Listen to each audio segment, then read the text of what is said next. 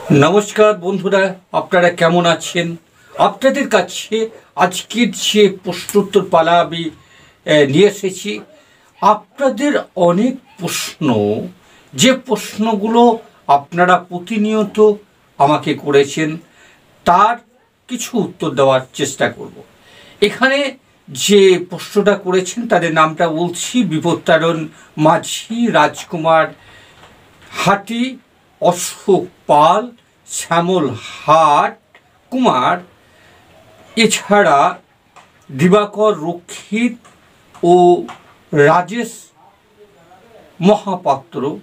এদের একটা প্রশ্ন রয়েছে, এরা বিভিন্ন ব্লকের মানুষ। এদের এদের যেটা মেন প্রশ্ন সেটা হচ্ছে যে এবছরে খরার ধান কি করা যাবে, এবং খরার ধানের চাষ আপনারা করবেন কিনা সেটা আপনাদের উপর নির্ভর করবে। যেহেতু আপনারা সেকেন্ড নোটিশ পাননি, সেহেতু খরার ধানের চাষ অনেকেই মানে ধান লাগিয়ে দিয়েছে। জল ভিজছে, মানে জমিতে জল পড়ে রয়েছে। কোনো কোনো জমিতে আবার চাষও হয়েছে, কোনো কোনো জমিতে রনও হয়ে গেছে। তো আপনাদের এখানে বলার কিছু নেই। আপনাদের জমি অবশ্যই আপনারা খরার ধান চাষ করতে পারেন, অবশ্যই করতে পারেন। কেন পারবেন না? জমি পড়ে আছে, আপনার জমি এখনো পর্যন্ত আপনার কাছ থেকে হ্যান্ডওভার হয়নি বা টাকা নেওয়া হয়নি, সেক্ষেত্রে আপনার জমি আপনি কি করবেন সেটা আপনার ব্যক্তিগত ব্যাপার। এর পরের প্রশ্নে চলে আসছি। প্রসন্ন মহাপাত্র এবং রিজু রায়, শেখ রিটু, শেখ জিয়াউদ্দিন মোল্লা, কেরিম মোল্লা, এদের প্রশ্ন হচ্ছে যে সবাই বলছে সেকেন্ড নোটিশ আসতে দেরি হচ্ছে, আমার মতে কি? হ্যাঁ ভাই বা ভাই সাহেব বা দাদা বা বন্ধু, যাই হোক, সেকেন্ড নোটিশ এসে গেছে।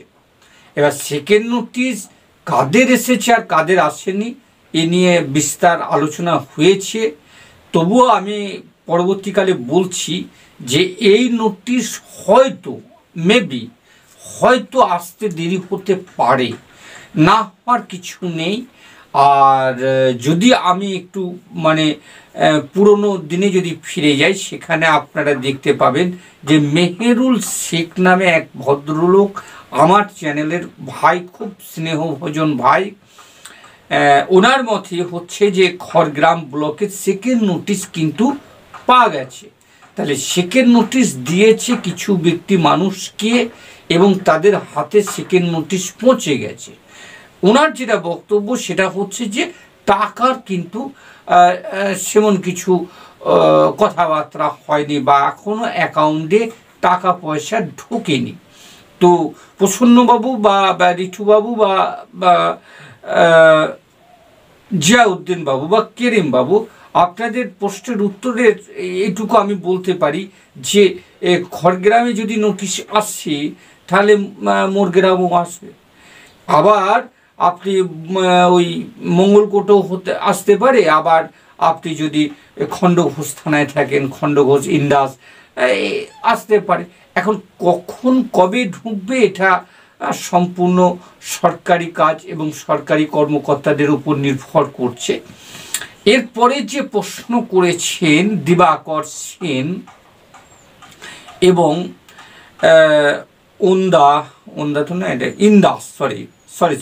ইন্দাস থেকে, যে দাদা রাস্তার তো আরেকটা হচ্ছে, ওই রাস্তাটা কি 116A?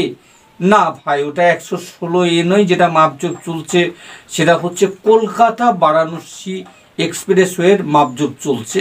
যাই হোক, ওটা আরও ডিটেলসে আপনি আমরা পরের এপিসোড তৈরি করব।